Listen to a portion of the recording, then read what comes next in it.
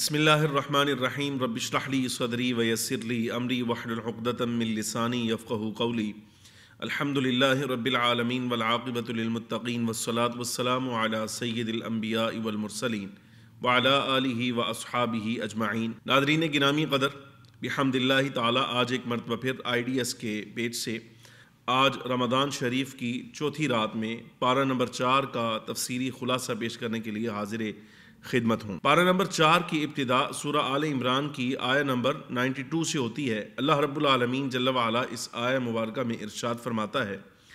لن تنالوا البر حتى تنفقوا مما تحبون وما تنفقوا من شيء فإن الله به علیم۔ ہرگز کبھی تم اس وقت تک نیکی کو نہیں پہنچ سکتے یہاں تک کہ خرچ کر لو اس میں سے جو تمہاری محبوب شے ہے،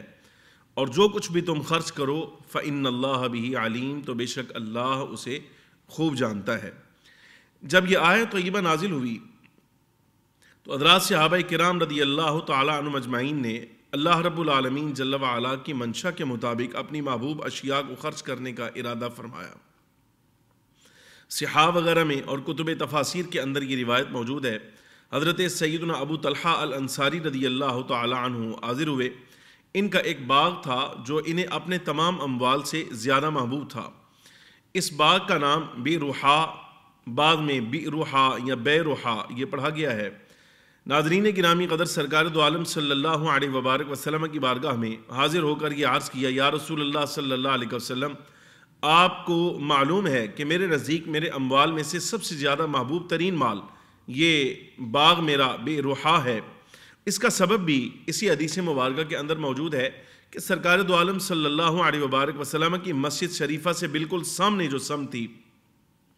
سیدنا ابو طلحہ الانصاری رضی اللہ تعالیٰ عنہ کا یہ باغ یہاں واقع تھا۔ امام الانبیاء صلی اللہ علیہ وبارک وسلم اکثر نماز عصر کے بعد یا کسی نماز کے بعد، اکثر نماز کے بعد امام الانبیاء صلی اللہ علیہ وبارک وسلم اس مقام پر تشریف لے جاتے اور یہاں سرکار اس کا پانی نوش فرمایا کرتے، اس لیے کہ اس باغ کا پانی بہت میٹھا تھا۔ فخر عالم صلی اللہ علیہ وبارک وسلم کی بارگاہ میں حاضر ہو کر یہ عرض کیا: یا رسول اللہ صلی اللہ علیہ وسلم، آپ کو معلوم ہے کہ میرے اموال میں سے محبوب ترین مال یہ ہے، تو جس طرح اللہ رب العالمین جل وعلا نے یہ آیہ مبارکہ نازل فرمائی ہے کہ تم ہرگز اس وقت تک نیکی کو نہیں پہنچ سکتے یہاں تک کہ اپنے محبوب چیز میں سے کچھ خرچ کر لو، تو میرا یہ مال راہ خدا میں خرچ ہے اور یہ میں راہ خدا میں اس کو پیش کرتا ہوں۔ یا رسول اللہ صلی اللہ علیہ وسلم، یہ صدقہ ہے، اس کو قبول فرما کر تقسیم فرمائیے۔ امام الانبیاء صلی اللہ علیہ وبارک وسلم نے مبارکباد پیش فرمائی اور بعد ازاں حضرت ابو طلحہ الانصاری رضی اللہ تعالیٰ کو فرمایا اس کو اپنے قریبی رشتہ داروں میں یعنی حضرت حسان بن ثابت میں اور حضرت ابی بن کعب رضی اللہ تعالی عنہما یا ان کے علاوہ جو آپ کے قریبی رشتہ دار ہیں ان میں خرچ فرمائیے۔ اللہ رب العالمین جل وعلا نے یہ ترغیب اس لیے دلائی کہ بعض اوقات نفسانی خواہش کی وجہ سے بندہ کسی شے کے ساتھ محبت کرتا ہے تو یہ خواہش دنیاوی یا دنیاوی شے کے ساتھ محبت یہ اللہ اور اس کے رسول صلی اللہ علیہ وبارک وسلم کی محبت کے لیے حجاب کا باعث بنتی ہے۔ تو اللہ رب العالمین جل وعلا نے اس حجاب کو ہٹانے کے لیے اور ہر محبت پر اللہ اور اس کے رسول کی محبت کے تقدم کے لیے یہ حکم ارشاد فرمایا، تاکہ بندہ اپنے اموال میں سے یا اپنے محبوب ترین شے میں سے جس وقت اس کو راہ خدا میں پیش کرے گا تو اس سے یہ ثابت ہوگا کہ اللہ اور اس کے رسول صلی اللہ علیہ وبارک وسلم کی محبت اس کے نزدیک سب سے زیادہ مقدم ہے، ولہٰذا اس نے اللہ تبارک و تعالی جل وعلا کی رضا کے لیے اپنا مال راہ خدا میں صدقہ کر دیا ہے اور خرچ کر دیا ہے۔ سورہ آل عمران کی آیہ نمبر 102 میں اللہ رب العالمین جل وعلا ارشاد فرماتا ہے: یا ایھا الذین آمنوا اتقوا اللہ، اے ایمان والو اللہ سے ڈرو، حق تقاتہ، جیسا کہ ڈرنے کا حق ہے، ولا تموتن الا وانتم مسلمون، اور نہ مرنا تم مگر اس حال میں کہ تم مسلمان ہو۔ اس آیہ مبارکہ میں اللہ رب العالمین جل وعلا نے سلامتی ایمان اور سلامتی اعتقاد کی قیمت قدر جو ہے وہ بندہ مومن کو یاد کرائی ہے اور اس کو تعلیم فرمائی ہے۔ آخرت میں نجات کا مدار چونکہ سلامتی ایمان پر ہے تو باری تعالیٰ جل وعلا نے اسلام اور ایمان اعتقاد کی سلامتی کے لیے اس آیہ مبارکہ کو نازل فرمایا۔ اللہ رب العالمین جل وعلا نے جو بات تعلیم فرمائی ہے، حضرت امام غزالی رحمۃ اللہ تعالیٰ علیہ اس کی تفصیل بیان فرماتے ہوئے ایک مقام پر لکھتے ہیں کہ یہ جو سوء خاتمہ ہے یعنی خاتمہ ٹھیک نہ ہو، بندہ اسلام پر اس کو موت نہ آئے معاذ اللہ، اس کے اسباب کیا ہیں؟ حضرت امام غزالی رحمۃ اللہ علیہ فرماتے ہیں کہ اس کے اسباب میں سے 2 بڑے سبب ہیں۔ نمبر 1 کہ بندہ دنیا میں اعتقاد ٹھیک نہیں رکھتا تھا، یعنی کلمہ تو پڑھتا تھا، لا الہ الا اللہ محمد الرسول اللہ کا اقرار تو کرتا تھا، لیکن اس کے اعتقاد کے اندر ایسی شے تھی جو لا الہ الا اللہ محمد الرسول اللہ کلمہ شریف کے تقاضوں کے خلاف ہے۔ تو اس صورت میں حضرت امام غزالی رحمۃ اللہ علیہ فرماتے ہیں مثلا یہ دیکھا جائے کہ ایک بندہ کلمہ شریف تو پڑھتا ہے لیکن اللہ رب العالمین جل وعلا کے بارے میں یہ اعتقاد رکھتا ہے کہ باری تعالیٰ جل وعلا عرش پر بیٹھا ہے۔ یہ ایک مثال دی ہے امام غزالی نے، لیکن اس کی اور مثالیں آپ یہ دیکھ لیجئے، مثلا امام الانبیاء صلی اللہ علیہ وبارک وسلم کے بارے میں ایسا اعتقاد رکھتا ہے جو اعتقاد صحیح نہیں، مثلا کہ انبیاء کرام علیہم السلام کو اختیار کچھ نہیں ہوتا، وہ کر کچھ نہیں سکتے، ان کی معلومات کچھ نہیں ہوتی، ان کو غیب کا علم نہیں ہوتا، اللہ رب العالمین جل وعلا نے ان کی شان تو عام بندوں جیسی رکھی ہے، یا اس طرح اولیاء و صالحین کے بارے میں یا اصحاب کے بارے میں، اہل بیت کے بارے میں ایسا نظریہ رکھتا ہے جو اسلام کے نظریہ سے مخالف ہے اور اعتقاد صحیح کے خلاف ہے۔ حضرت امام غزالی رحمۃ اللہ تعالیٰ علیہ فرماتے ہیں، وہ مثال آپ نے ایک دی تھی، باقی مثالیں میں نے اس کے بارے میں عرض کی ہیں۔ امام غزالی علیہ الرحمہ فرماتے ہیں کہ اس صورت کے اندر اللہ رب العالمین جل وعلا جب اس پر نزاع کی کیفیت آئے گی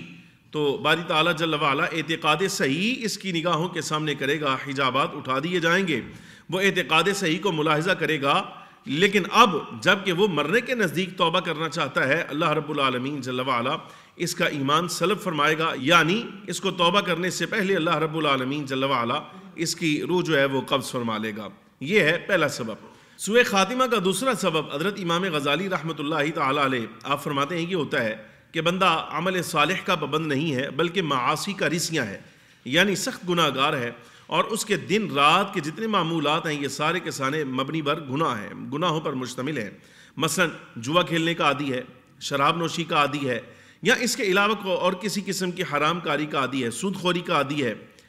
امام غزالی رحمۃ اللہ علیہ فرماتے ہیں کہ بندہ مسلسل عمل جو کرتا رہتا ہے اس کے اعضاء اس برے عمل پر اتنے زیادہ کاربند ہو جاتے ہیں کہ جب یہ مرنے کے قریب آتا ہے اور روح قبض ہونے لگتی ہے تو ایسی صورت میں بھی اس کا ارادہ ہوتا ہے کہ مرنے سے پہلے بھی ایک آدھ گناہ اس طرح کا جو اس کی عادت تھی وہ کر جاؤں۔ تو اس صورت میں اللہ رب العالمین جل وعلا اس کی روح قبض کرتا ہے، یعنی اس کی موت کا وقت آ جاتا ہے تو یہ بندہ مرتا ہے۔ تو اس کا مطلب یہ ہوا یا تو سلامتی اعتقاد نہ رہا یا پھر سلامتی اعمال نہ رہا۔ ان دونوں صورتوں کو حضرت امام غزالی رحمۃ اللہ تعالیٰ علیہ اسی بات پر بیان فرماتے ہیں کہ مطلب یہ کہ اس کا خاتمہ ٹھیک نہیں ہوا۔ یہی وجہ ہے کہ ہمارے اکابر بزرگوں نے ہمیشہ اسی بات کی طرف ترغیب دلائی۔ امام الانبیاء صلی اللہ علیہ وبارک وسلم نے بھی مسلسل عمل صالح کی پابندی کا اس لیے جو ہے وہ توجہ دلائی تاکہ بندہ مومن جب اعمال صالحہ پر عادی ہو جائیں گے تو ایسی صورت میں مثلا ذکر کا عادی ہے، کلمہ شریف دہرانے کا عادی ہے، درود شریف پڑھنے کا عادی ہے، نوافل کا عادی ہے، نماز پابندی کے ساتھ پڑھنے والا ہے یا خیرات کرنے والا ہے، تو ایسی صورت میں جب اس کا آخری وقت آئے گا تو اس کے اعضاء یہ چاہیں گے کہ مرنے سے پہلے بھی اس اچھے عمل کو بار دیگر آخری مرتبہ ہی صحیح لیکن ایک مرتبہ ضرور کر لے۔ تو اللہ رب العالمین جل وعلا کے فضل سے اب اس صورت میں جب اچھے ارادے کے ساتھ موت آئے گی تو اس کا مطلب یہ کہ جو قرآن عزیز کا ارشاد ہے وَلَا تَمُوتُنَّ إِلَّا وَأَنْتُمْ مُسْلِمُونَ کہ نہ مرنا تم اس حال میں کہ مگر مسلمان ہو، یہ اللہ رب العالمین جل وعلا کے ارشاد پورا ہوگا۔ گرامی قدر ناظرین حضرات، دوبارہ سمجھ لیجئے، اللہ تبارک و تعالیٰ جل وعلا سلامتی ایمان کے ساتھ مرنے کو تعلیم فرما رہا ہے۔ بندہ مومن کی خواہش بھی یہی ہونی چاہیے اور کوشش بھی یہی کہ اس کو اللہ تبارک و تعالیٰ ایمان کی بھی سلامتی عطا فرمائے اور اعمال صالحہ کی پابندی بھی عطا فرمائے۔ اسی کے ساتھ سورہ آل عمران شریف کی آیت نمبر 103 میں اللہ تبارک و تعالیٰ جل وعلا نے امت کو اتفاق اور اتحاد کا درس ارشاد فرمایا ہے۔ باری تعالیٰ جل وعلا ارشاد فرماتا ہے وَاعْتَصِمُوا بِحَبْلِ اللَّهِ جَمِيعًا اور تھام لو مضبوطی کے ساتھ اللہ کی رسی کو تم سارے کے سارے، وَلَا تَفَرَّقُوا اور آپس میں فرقوں میں نہ بٹو، وَاذْكُرُوا نِعْمَةَ اللَّهِ عَلَيْكُمْ اور یاد کرو اللہ کی اس نعمت کو جو تم پر ہوئی، اِذْ كُنْتُمْ أَعْدَاءً جب کہ تم آپس میں دشمن تھے، فَأَلَّفَ بَيْنَ قُلُوبِكُمْ تو اللہ نے تمہارے دلوں میں الفت پیدا کر دی، فَأَصْبَحْتُمْ بِنِعْمَتِهِ إِخْوَانًا تم ہو گئے آپس میں اللہ کی نعمت کے ساتھ بھائی بھائی۔ اس آیہ مبارکہ کو اللہ رب العالمین جل وعلا نے نازل تو اس لیے فرمایا کہ سرکار دو عالم صلی اللہ علیہ وبارک وسلم کی تشریف آوری سے پہلے مدینہ منورہ میں جو 4 قبائل بستے تھے ان میں سے خاص طور پہ اوس اور خزرج یعنی جو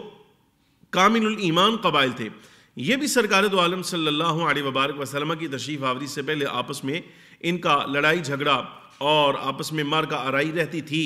لیکن فخر عالم صلی اللہ علیہ وبارک وسلم جب مدینہ منورہ تشریف لائے تو اللہ رب العالمین جل وعلا نے پہلا فضل امام الانبیاء صلی اللہ علیہ وسلم کے توسل سے یہ فرمایا کہ سب صحابہ کرام علیہم الرضوان، اوس اور خزرج، مہاجرین اور انصار، یہ سارے کے سارے آپس میں ایسے رشتہ اخوت کے ساتھ بن گئے کہ اولین و آخرین میں اس کی نظیر اور مثال کہیں نہیں ملتی۔ اللہ تبارک و تعالیٰ جل وعلا نے اسی کی طرف اشارہ فرمایا اور تمام آنے والی امت کو بھی یہی حکم فرمایا کہ تم نے فرقوں میں تقسیم نہیں ہونا، بلکہ اللہ تبارک و تعالیٰ جل وعلا کی رسی کو مضبوطی سے تھامنا ہے۔ یہ جس رسی کو مضبوطی سے تھامنے کے بارے میں فرمایا جا رہا ہے، اس رسی سے مراد ائمہ کرام رضی اللہ تعالیٰ عنہ مجمعین فرماتے ہیں قرآن عزیز ہے، یعنی قرآن عزیز کی تعلیمات کو عام کیا جائے۔ اور ایک بات یہاں مزید عرض یہ کرنا چاہتا ہوں کہ جیسے آج یہ کہا جاتا ہے کہ اہل السنہ والجماعہ ہیں یا فلاں ہیں یا فلاں ہیں، یہ فرقے بن گئے ہیں، یہ ایسے ہیں، یہ ویسے ہیں، یہ جو اعتراض کیا جاتا ہے، انشاءاللہ تعالیٰ پارہ نمبر 7 کی تفسیر میں مزید اس کی وضاحت کروں گا۔ یہ جو فرقوں میں تقسیم نہ ہونے اور اختلاف نہ کرنے کی بات آئی ہے، یہ اختلاف نہ کرنے کا مطلب یہ ہے کہ آپس میں تم ایسا اختلاف نہ کرو جو سبب فساد بنے۔ فقہائے کرام رضی اللہ تعالیٰ عنہ مجمعین کا مسائل فقہیہ میں جو اختلاف ہوتا ہے وہ ولا تفرقوا میں نہیں آتا، بلکہ وہ سرکار دو عالم صلی اللہ علیہ وبارک وسلم کے اس ارشاد میں آتا ہے اختلاف امتی رحمت، کہ میری امت کا آپس میں اختلاف باعث رحمت ہے۔ یعنی فقہائے کرام کا مسائل فقہیہ میں جو اختلاف ہوتا ہے یہ باعث رحمت ہوتا ہے، لیکن اعتقاد صحیح کے مخالف جو نظریہ اختیار کیا جاتا ہے یہ اللہ تبارک و تعالیٰ جل وعلا کے ارشاد کے خلاف ہے، اس لیے کہ یہ جو عقیدہ میں اختلاف ہوتا ہے یہ اختلاف رحمت کا نہیں بلکہ فساد کا سبب بنتا ہے۔ قرآن عزیز نے اسی قسم کی تفریق کو منع فرمایا ہے۔ اسی طرح آیت نمبر 104 سے 109 تک اللہ رب العالمین جل وعلا نے قیامت کا کچھ منظرنامہ ارشاد فرمایا ہے، اس میں سے ایک کا اظہار میں کرنا چاہتا ہوں۔ ویسے 2 چیزیں ہیں، جن کے اعمال صحیح نہیں ہیں ان کے بارے میں اللہ رب العالمین جل وعلا ارشاد فرماتا ہے کہ یوم تبیض وجوہ وتسود وجوہ، اس دن یعنی قیامت کے دن کچھ چہرے ایسے ہوں گے جو چمک رہے ہوں گے، وتسود وجوہ، اور کچھ چہرے سیاہ ہوں گے۔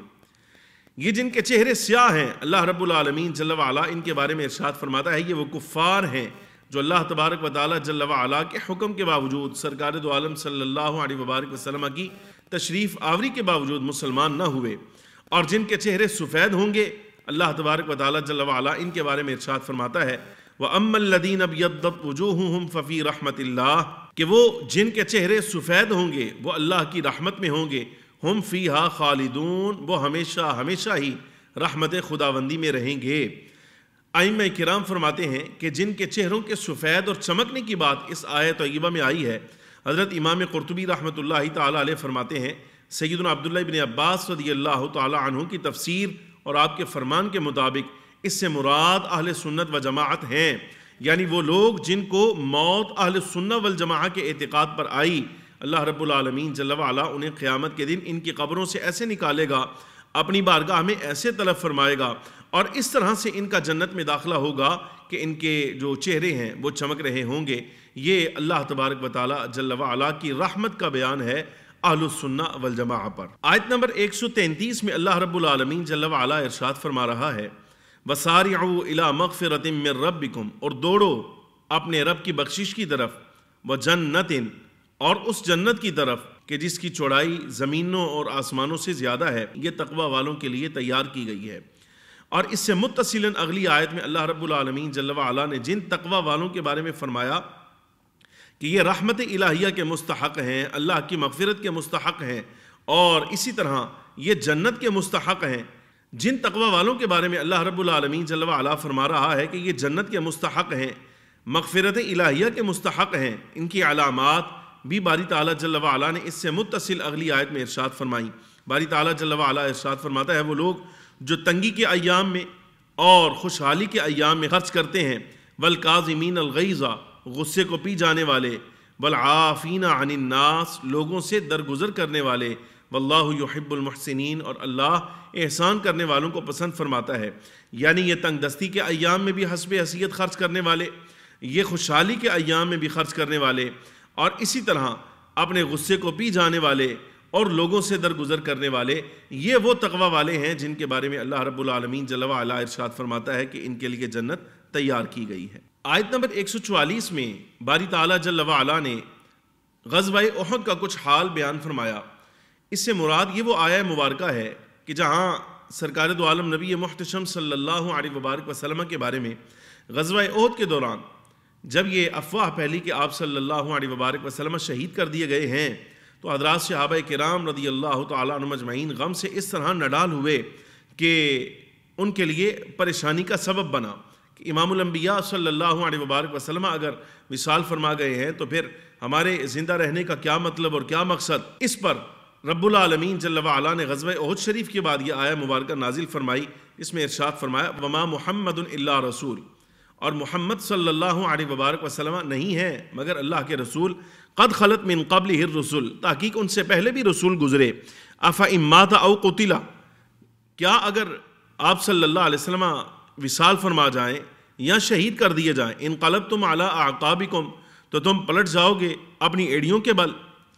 اس آیہ مبارکہ کو لے کر بعض لوگوں کا یہ کہنا ہے کہ دیکھیے فخر عالم صلی اللہ علیہ وبارک وسلم کے بارے میں بھی یہ وصال کی آیت نازل ہوئی ہے۔ اس بارے میں کوئی شک نہیں کہ امام الانبیاء صلی اللہ علیہ وبارک وسلم کے بارے میں ہی آیت نازل ہوئی،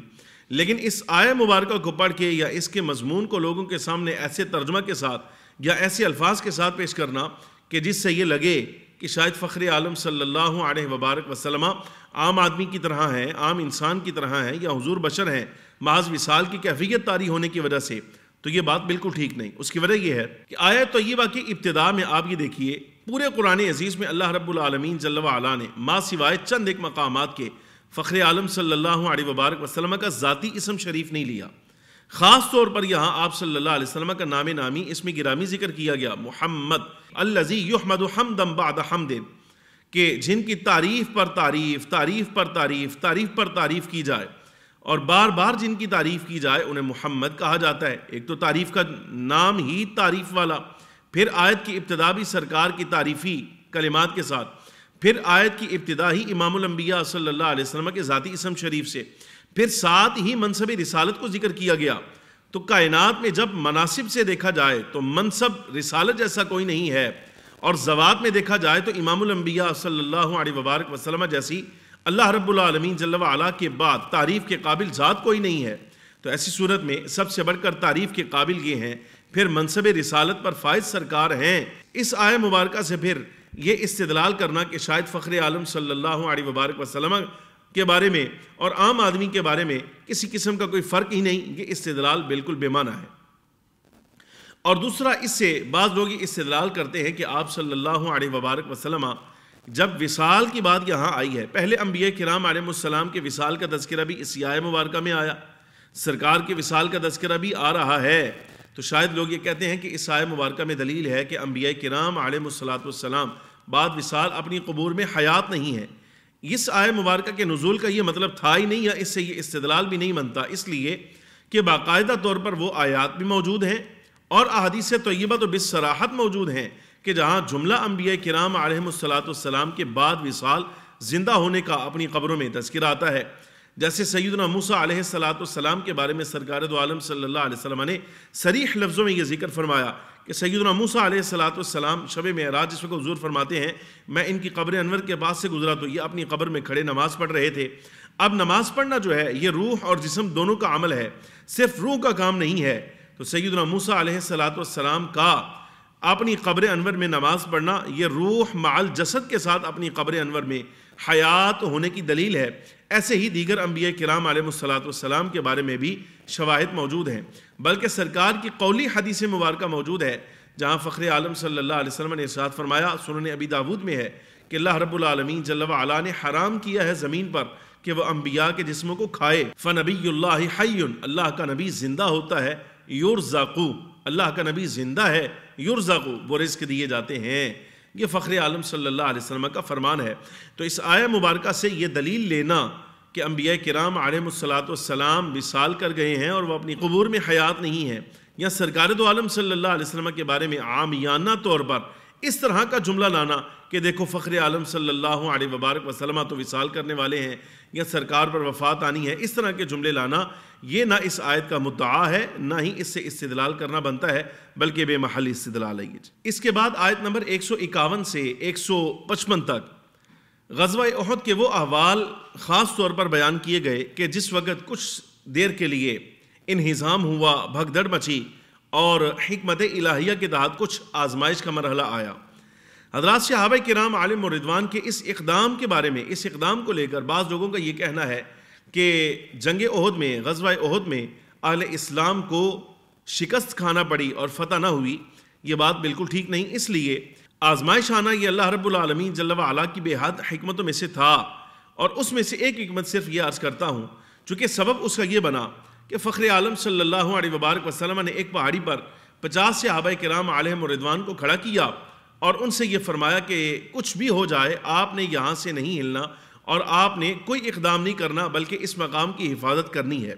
لیکن بعض صحابہ کرام علیہم الرضوان مال غنیمت لینے کے لیے جس وقت نیچے آئے، ایسی صورت میں حضرت خالد ابن ولید رضی اللہ تعالیٰ عنہ چونکہ ابھی مسلمان نہیں ہوئے تھے تو آپ نے پچھلی طرف سے حملہ کیا۔ وہ جو پہاڑی پر کھڑے چند صحابہ کرام علیہم الرضوان وہاں کھڑے رہ گئے اور اپنے مقام سے نہ ہٹے، وہ بھی جام شہادت نوش کر گئے۔ مزید کچھ اصحاب وہ بھی شہید ہوئے۔ تو بعض لوگوں نے یہ کہا کہ حضرات صحابہ کرام علیہم الرضوان کو شکست ہوئی، بعضوں نے کہا کہ نبی پاک صلی اللہ علیہ وبارک وسلم کا حکم نہ مانا، اس لیے ان کے ساتھ ایسا ہوا۔ لیکن صحیح بات یہ ہے کہ اس وقت اللہ رب العالمین جل وعلا یہ درس دینا چاہتا ہے، یہ تعلیم ارشاد فرما رہا ہے کہ ابھی تو غزوہ بدر ہوا ہے اور احد ہوا ہے، اس کے بعد ابھی معرکہ خندق باقی ہے، ابھی خیبر باقی ہے، ابھی فتح مکہ ہے، حنین ہے، یہ غزوات ہیں، تبوک ہیں، ابھی تو روم کی سلطنت کو فتح کرنا ہے اور فارس کو فتح کرنا ہے۔ اتنی بڑی بڑی غزوات ہیں اور بڑی بڑی جنگیں ہیں جو اے اہل اسلام تم نے لڑنی ہے، لیکن اس کے لیے امیر کا حکم اور سربراہ لشکر کا حکم کیا معنی رکھتا ہے،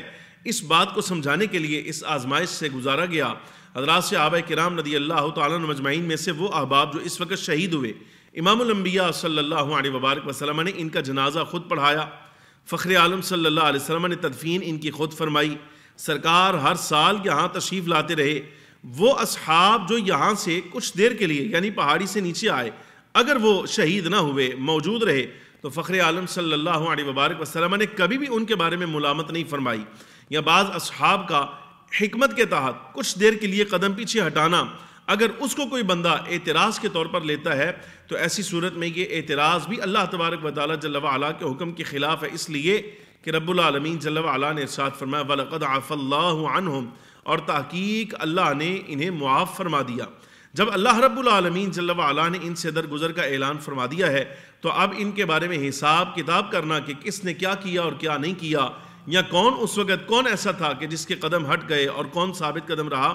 یہ تفتیش کرنے کا حق نہ آپ کے پاس ہے نہ میرے پاس ہے، امت کے کسی فرد کے پاس نہیں، بلکہ ہمیشہ اللہ اور اس کے رسول صلی اللہ علیہ وبارک وسلم نے اصحاب احد کو، یعنی جو شہید ہونے والے ہیں وہ بھی، اور شرکت کرنے والے یعنی غازی بننے والے سب صحابہ کرام علیہم الرضوان کے اچھے الفاظ میں ہی تعریف فرمائی ہے۔ کسی کے بارے میں کوئی سخت جملہ جب اللہ رب العالمین جل وعلا نے نہیں فرمایا تو ایسی صورت میں ان کو طنز کرنا یہ اللہ اور اس کے رسول کی منشا کے خلاف۔ اللہ رب العالمین جل وعلا نے انبیاء کرام صلوات اللہ وسلامہ علیہم اجمعین اور رسولوں کے بارے میں یہ ارشاد فرمایا کہ باری تعالیٰ جل وعلا انہیں اطلاع علی الغیب عطا فرماتا ہے۔ یہ ایک مسئلہ مرکز الارا ہے، یہ بھی سمجھ لیجئے۔ بعض لوگ یہ کہتے ہیں کہ انبیاء کرام علیہم السلام کو پوشیدہ اور غیب کی باتوں کا علم نہیں ہوتا، لیکن یہ اہل السنہ والجماعہ کے اعتقاد کے خلاف ہے، سلف صالحین کے نظریے کے خلاف نظریہ ہے، اس لیے کہ اس آیہ مبارکہ میں اللہ رب العالمین جل وعلا بصراحت ارشاد فرماتا ہے وَمَا كَانَ اللَّهُ لِيُطْلِعَكُمْ عَلَى الْغَيْبِ، اور اللہ کی یہ شان نہیں ہے کہ وہ اطلاع عطا فرمائے تمہیں غیب پر، وَلَكِنَّ اللَّهَ يَجْتَبِي مِن رُّسُلِهِ مَن يَشَاءُ، اور لیکن اللہ رسولوں میں سے چن لیتا ہے جسے چاہتا ہے۔ ائمہ کرام مفسرین کرام فرماتے ہیں اس کا معنی یہ ہے کہ ہر عامی شخص کو اللہ رب العالمین جل وعلا کی یہ شان نہیں کہ غیب کا علم عطا فرمائے، ہاں خاص رسول ہیں جنہیں اللہ رب العالمین جل وعلا اپنی منشا کے مطابق تفاوت کے ساتھ جو علم غیب ہے وہ عطا فرماتا ہے۔ سرکار دو عالم صلی اللہ علیہ وبارک وسلم کے بارے میں اعتقاد صحیح یہ ہے کہ اللہ رب العالمین جل وعلا نے کائنات کی کل اشیاء کا علم کلی لحاظ سے جزوی لحاظ سے بھی امام الانبیاء صلی اللہ علیہ وبارک وسلم کو عطا فرمایا ہے۔ سرکار کا یہ علم عطائی ہے اور اللہ رب العالمین جل وعلا کا یہ علم ذاتی ہے، تو اس سے یعنی سرکار کے علم غیب کلی کا موازنہ کبھی بھی رب العالمین جل وعلا کے عالم الغیب ہونے کے ساتھ نہیں کروایا جاتا۔ یہ اہل السنہ کا منشا نہیں ہے۔ اہل السنہ کا منشا یہ ہے کہ اللہ رب العالمین جل وعلا نے انبیاء کرام علیہم السلام میں سے جس کو جتنا چاہا غیب کا علم عطا فرمایا، اور سب سے بڑھ کر جنہیں غیب کا علم عطا فرمایا ہے وہ ہمارے آقا و مولا صلی اللہ علیہ وبارک وسلم ہیں۔ اور یہ غیب کا کتنا علم اللہ نے عطا فرمایا، جامع صحیح بخاری شریف وغیرہ کے اندر وہ روایت موجود ہے کہ امام الانبیاء صلی اللہ علیہ وبارک وسلم نے ابتدائی آفرینش سے یعنی خلق اور پیدائش کی ابتدا سے لے کر قیامت تک ہونے والے جتنے معاملات ہیں حضرات صحابہ کرام رضی اللہ تعالیٰ عنہ مجمعین کے سامنے رکھے ہیں۔ امام الانبیاء صلی اللہ علیہ وبارک وسلم نے اگر کچھ معاملات ایسے کہ ان سے خاموشی اختیار فرمائی ہے تو اسے امام الانبیاء صلی اللہ علیہ وسلم کے عدم علم کی دلیل بنانا یہ صحیح نہیں، اس لیے کہ جن اشیاء جن غیوب کے اظہار کا اللہ رب العالمین جل وعلا نے سرکار کو اذن دیا، حضور نے وہ بیان فرمائے، اگر اللہ کے حکم کے مطابق علم ہونے کے باوجود سرکار نے رب نے اجازت نہیں دی اور حضور نے ارشاد نہیں فرمائے تو اس کو سرکار کے عدم علم کی دلیل بنانا یہ صحیح نہیں۔ آیت نمبر 190 سے 194 تک اللہ رب العالمین جل وعلا نے اپنی تخلیق خاص کا تذکرہ فرمایا۔ آسمانوں اور زمینوں کی تخلیق کا تذکرہ کرنے کے بعد باری تعالیٰ جل وعلا نے عقل مند لوگوں کا یعنی جو ان آیات میں غور کرتے ہیں رب العالمین جل وعلا نے ان کا تذکرہ فرمایا کہ ان کی علامات اور نشانیاں کیا ہیں۔ ناظرین کرام، میں خاص طور پر آپ سے یہ گزارش کروں گا کہ یہ جو آیت نمبر 190 سے 194 تک 4 آیات ہیں ان کو خاص طور پہ ترجمہ کے ساتھ اور اس کے مفہوم کے ساتھ ضرور پڑھیے گا۔ سیدنا بلال حبشی رضی اللہ تعالیٰ عنہ سے مروی ہے کہ امام الانبیاء صلی اللہ علیہ وبارک وسلم نماز فجر کے لیے بیدار ہوئے اور اس وقت حضرت بلال حاضر ہوئے، اذان پڑھی اور سرکار کی بارگاہ میں جب عرض کیا کہ یا رسول اللہ نماز کا وقت ہوا ہے تشریف لائیے، تو امام الانبیاء صلی اللہ علیہ وسلم کو ملاحظہ فرمایا سرکار رو رہے ہیں۔ حضرت بلال حبشی رضی اللہ تعالیٰ عنہ فرماتے ہیں میں نے عرض کیا یا رسول اللہ صلی اللہ علیہ وسلم آپ کے گریہ فرمانے کا رونے کا کیا مطلب اور کیا مقصد ہے، حالانکہ آپ تو وہ ذات ہیں جن کی وجہ سے اللہ نے آپ کے اگلوں اور پچھلوں کے گناہوں کو معاف فرما دیا ہے، تو یا رسول اللہ صلی اللہ علیہ وسلم آپ کے گریہ کا کیا مقصد؟ تو سرکار نے پہلا جملہ یہ ارشاد فرمایا افلا اکون عبدا شکورا، کیا میں اپنے رب کا شکر گزار بندہ نہ بنوں؟ اور اس کے بعد ان 4 آیات کے نزول کا تذکرہ فرمایا۔ امام الانبیاء صلی اللہ علیہ وسلم فرمایا آج رات ایسی آیات نازل ہوئی ہیں کہ ہلاکت ہے ایسے شخص کے لیے جو ان آیات کو پڑھ کر ان میں تفکر نہیں کرتا، وہ تباہی کا مستحق ہے۔ تو آپ اس کے بارے میں ضرور غور فرمائیے گا۔ اللہ رب العالمین جل وعلا فضل فرمائے، یہ جتنا حصہ بیان فرمایا ہے اختصار کے ساتھ اسے باری تعالیٰ اپنی بارگاہ میں قبول فرمائے اور سمجھنے کی توفیق عطا فرمائے، رمضان شریف کی ہمیں برکات نصیب فرمائے۔ وآخر دعوایا ان الحمد للہ رب العالمین۔